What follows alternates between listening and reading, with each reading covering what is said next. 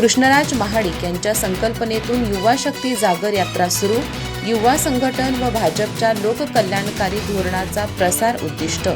मुख्यमंत्री देवेंद्र फडणवीस, प्रदेशाध्यक्ष रवींद्र चव्हाण यांची उपस्थिती.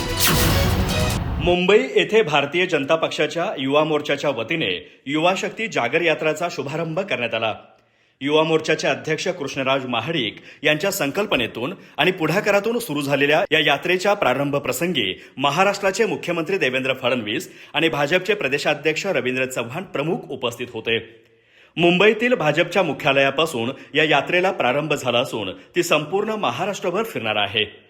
युवा कार्यकर्त्यांचे संघटन बळकट करणे आणि भाजप सरकारची लोककल्याणकारी ध्येय धोरणे जनतेपर्यंत पोहोचवणे हे या यात्रेचं मुख्य उद्दिष्ट असल्याचं कृष्णराज महाडिक यांनी सांगितलं. यावेळी बोलताना कृष्णराज महाडिक यांनी मुख्यमंत्री देवेंद्र फडणवीस हे केवळ नेते नसून प्रेरणास्थान असल्याचं सांगितलं. भारतीय जनता पक्षाचा कार्यकर्ता म्हणून काम करणं हे भाग्याचं असून सबका साथ सबका विकास या घोषणेची पूर्तता करण्यासाठी कार्य सुरू असल्याचं त्यांनी नमूद केलं. तसेच महाभारतातील श्रीकृष्णाचा संदर्भ देत युवा कार्यकर्त्यांसाठी मार्गदर्शक म्हणून कार्य करण्याची तयारीही त्यांनी व्यक्त केली.